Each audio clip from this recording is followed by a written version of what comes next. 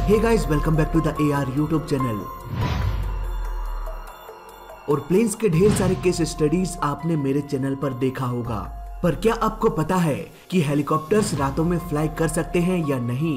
क्या ये प्लेन्स की तरह 40,000 फीट के एल्टीट्यूड पर भी फ्लाई कर सकते हैं? आज तक की सबसे ऊंचाई में उड़ने वाला हेलीकॉप्टर कौन सा है और वो कितने ऊंचाई तक फ्लाई किया था? ऐसे ही दिमाग चकरा देने वाले और धरती हिला देने वाले फैक्ट्स के बारे में आज के इस वीडियो में हम जानने वाले हैं।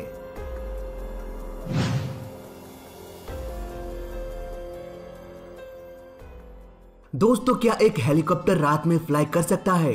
अगर हाँ तो कैसे? कौन कौन से टेक्नोलॉजी की जरूरत पड़ेगी रातों में फ्लाई करने के लिए? ये सवाल मुझसे बहुत बार पूछा जाता है, लेकिन इसके जवाब में जरा सा भी दम नहीं है।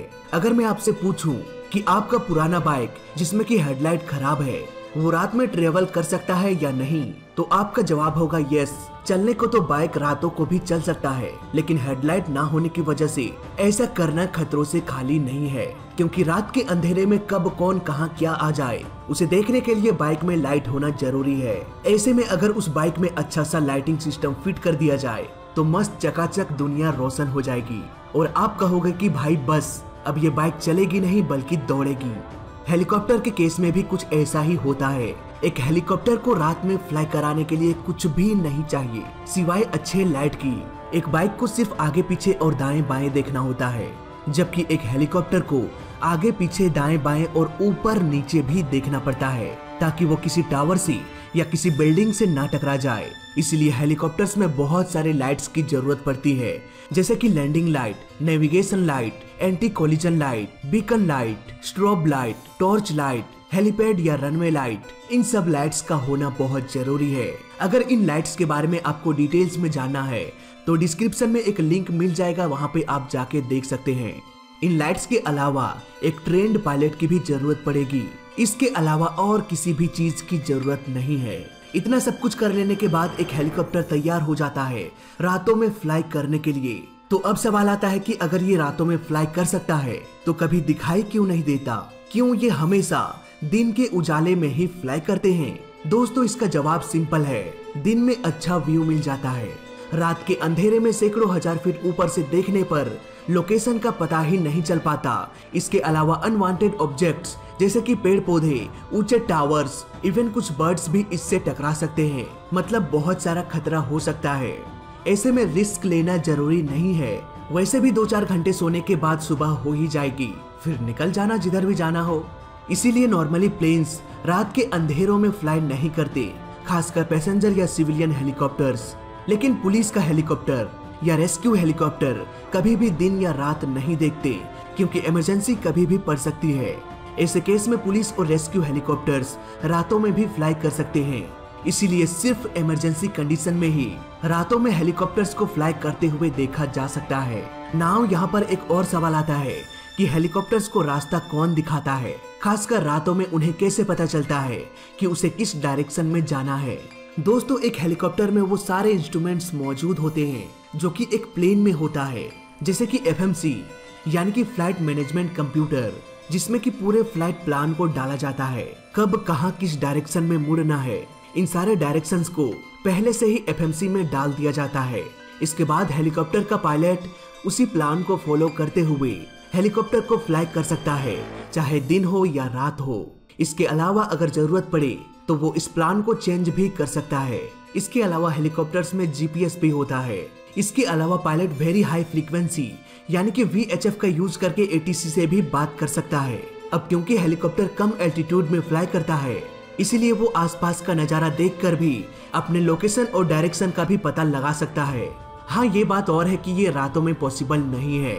तो इस तरह से एक हेलीकॉप्टर चाहे दिन हो या रात वो अपने डेस्टिनेशन तक पहुंच सकता है। अब देखो, हेलीकॉप्टर्स में प्लेन के इतने सारे इंस्ट्रूमेंट्स लगा होता है, तो क्या ये प्लेन की तरह 30-40 हजार फीट के एल्टीट्यूड में फ्लाई कर सकता है? इसका जवाब है हाँ और नहीं भी। एक प्लेन का विंग्स फिक्स होता है और वही फिक्स विंग प्लेन को लिफ्ट प्रोवाइड करता है, जबकि एक हेलीकॉप्टर का विंग्स रोटेट करके हेलीकॉप्टर को लिफ्ट कराता है। इट मीन्स कहीं ना कहीं इसके विंग्स की इसके रोटेशन पावर की एक सीमा होगी जो कि प्लेन के फिक्स विंग से कम होगा। इसके लिए हेलीकॉप्टर्स नॉर्मली 10 से 15,000 फीट के एल्टीट्यूड में फ्लाई करते हैं। हालांकि ये इससे भी कम एल्टीट्यूड में फ्लाई कर सकते हैं, जबकि प्लेन्स 35, 40, 45,000 फीट के एल्टीट्यूड में भी फ्लाई करते हैं। देखा जाए तो कोई कारण ही नहीं बनता कि हेलीकॉप्टर 10 से 15,000 फीट के एल्टीट्यूड से भी ऊपर फ्लाई करे, लेकिन फिर भी अगर ये 15,000 फीट के एल्टीट्यूड से अधिक ऊंचाई पर फ्लाई करना चाहे तब हेलीकॉप्टर में जेट इंजन इंस्टॉल करना पड़ेगा। आजकल के लेटेस्ट हेलीकॉप्टर्स में जेट इंजन ही इंस्टॉल्ड होता है। नॉर्मली 15,000 फीट के एल्टीट्यूड तक ही एयर का प्रेशर ग्राउंड के प्रेशर के समान रहता है, लेकिन जैसे जैसे और ऊपर जाते हैं हवा पतली होती जाती है। ऐसे में पर्याप्त ऑक्सीजन ना मिलने की वजह से दम घुटना शुरू होने लगेगा। ऐसे में पायलट को जरूरत पड़ेगी एक ऑक्सीजन मास्क की, जैसा कि फाइटर प्लेन्स के पायलट के पास होता है, या फिर पूरे कॉकपिट के एयर प्रेशर को ही मेंटेन रखना पड़ेगा। सन 1972 में जीएन बुलेट ने एक वर्ल्ड रिकॉर्ड बनाया था हेलीकॉप्टर को 40,800 फीट ऊपर फ्लाई कराने का। जी हाँ, 40,800 फीट। बड़े बड़े जेट एयरलाइन भी 35 से 40,000 फीट के एल्टीट्यूड में फ्लाई करते हैं, लेकिन उससे भी अधिक एल्टीट्यूड पर हेलीकॉप्टर को उड़ाने का वर्ल्ड रिकॉर्ड आज भी जीएन के नाम ही है, वो भी 1972 में। आज के लेटेस्ट टेक्नोलॉजी की तो बात ही छोड़ो, हेलीकॉप्टर्स प्लेन से कम नहीं है, लेकिन देखा जाए तो इसकी जरूरत भी नहीं है कि वो 40,000 फीट के एल्टीट्यूड में फ्लाई करे। एक हेलीकॉप्टर को बनाया ही जाता है कम एल्टीट्यूड में फ्लाई करने के लिए। कहीं भी किसी भी पहाड़, पर्वत या जंगलों में भी बिना एयरपोर्ट या हेलीपैड के भी ये आसानी से लैंड कर सकता है। इवन हवा में एक जगह स्थिर रहकर भी ये रेस्क्यू टीम या पैसेंजर्स को नीचे भेज सकता है, जबकि एक प्लेन ऐसा नहीं कर सकता। लेकिन हेलीकॉप्टर का सबसे बड़ा डिसएडवांटेज ये है कि अगर उड़ान के दौरान इसमें कोई खराबी आ जाती है तो इसे कंट्रोल करना ऑलमोस्ट इम्पॉसिबल हो सकता है और ये किसी बड़े चट्टान की तरह नीचे गिर सकता है।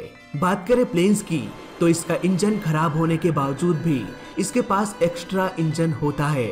अगर दोनों इंजन भी खराब हो जाए इसके बावजूद भी ये ग्लाइड कर सकता है, लेकिन हेलीकॉप्टर्स कभी भी ग्लाइड नहीं कर सकता। इंजन फेलियर होने के बाद प्लेन एयरपोर्ट में सुरक्षित लैंड भी कर सकता है, जबकि हेलीकॉप्टर्स के पास ऐसा कोई भी रास्ता नहीं बचता सिवाय क्रैश होने का।